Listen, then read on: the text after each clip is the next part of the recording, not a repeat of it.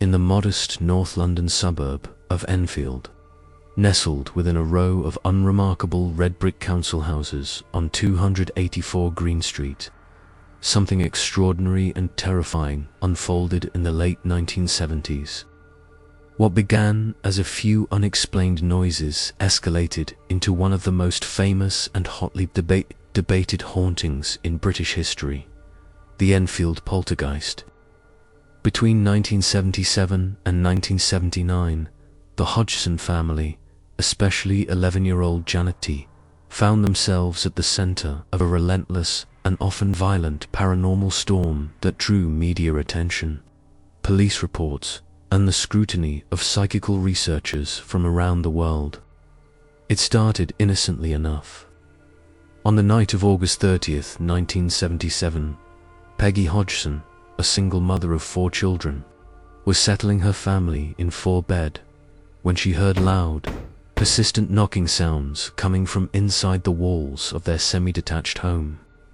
Thinking it was her children, she entered their bedroom and was shocked to see a chest of drawers moving across the floor, seemingly of its own accord. When she tried to push it back, an invisible force resisted her, as if something was holding it in place. That night marked the beginning of nearly 2 years of inexplicable and terrifying phenomena. Within days, the activity escalated dramatically. Furniture shifted. Objects flew through the air. Toys were hurled across rooms. Lights flickered. Loud knocking and banging sounds echoed throughout the house at all hours. Neighbors heard the disturbances from next door and across the street. Most unnerving of all was the way the activity seemed to center around Janet, a bright but reserved girl who soon began experiencing deeply disturbing events. Witnesses claimed to see her levitate, her body flung through the air or tossed from her bed. In one instance, a neighbor said she saw Janet suspended in midair, her body contorted as if something had picked her up and thrown her. Her voice changed. She began to speak in a harsh, gravelly tone far beyond her years, claiming to be someone else entirely. The entity allegedly identified itself as Bill Wilkins, a man who had died in the house years earlier. "I went blind, and then I had a hemorrhage, and I fell asleep and died in the chair in the corner downstairs," the voice said through Janet's mouth. The family had never heard of Wilkins before, but later research revealed that a man of that name had, in fact, died under the circumstances described. The events caught the attention of the Society for Psychical Research, SPR, who sent investigators Maurice Grass and Guy Lyon Playfair to observe the case. Grass, who had recently lost his own daughter, was deeply affected by Janet's distress and became a near-permanent fixture in the household.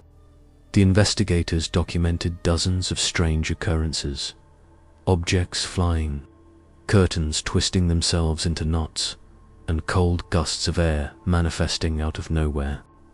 Perhaps the most controversial element was the Bill Wilkins voice. Grass and Playfair captured hours of audio recordings of Janet speaking in the strange voice, which continued even when her mouth was closed or full of water. The voice was loud, menacing, and distinctly male.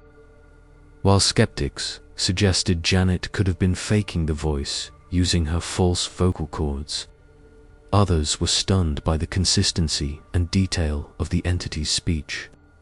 The press soon descended. Newspapers ran sensational headlines, dubbing the girl the Voice Girl, and questioning whether this was a genuine haunting or an elaborate hoax. TV crews visited the home, and even the BBC recorded an interview, only to find that the recording was mysteriously wiped clean, with equipment malfunctioning during their visit. Not everyone was convinced. Some observers believed Janet was playing tricks. A few photos showed her mid-air, but critics claimed she was simply jumping off her bed. On occasion, Janet admitted to faking minor incidents to test the investigators. But both Grass and Playfair insisted that these were isolated events, and that the majority of the phenomena were genuine. Even members of the local police and clergy witnessed unexplainable events. One officer signed an affidavit stating she had seen a chair rise and move across the floor unaided. A local priest blessed the house multiple times, but the activity persisted. By late 1978, the frequency of the incidents had slowed.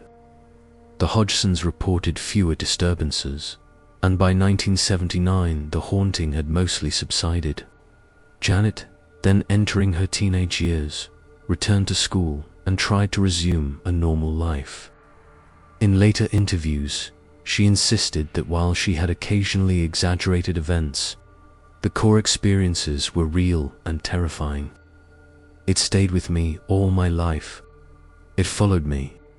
I felt watched for years. Playfair would go on to publish a book, This House is Haunted, defending the validity of the case and recounting the volumes of evidence collected. He remained adamant until his death that the Enfield case was no hoax. The story of the Enfield poltergeist has endured, inspiring countless books, documentaries, and dramatizations. Most notably, it served as part of the inspiration for The Conjuring 2 and the Sky TV miniseries The Enfield Haunting, starring Timothy Spall and Matthew McFadden. Even decades later, paranormal researchers and skeptics alike revisit the case. Some call it the best documented poltergeist haunting of the 20th century. Others dismiss it as a complex mixture of grief, adolescent angst, and suggestibility. But for those who lived through it, the trauma was very real. Today, 284 Green Street still stands, quiet, unassuming, and anonymous. Passers-by might never guess the fear that once lived there, or the voices that claimed to rise from the shadows of a young girl's room. But late at night, some say the old house still creaks a little too loudly, as if the walls themselves remember what happened and are still waiting for someone to listen. Many thanks for treading this tale's dark path. If its chill gripped you, like, subscribe, and comment below.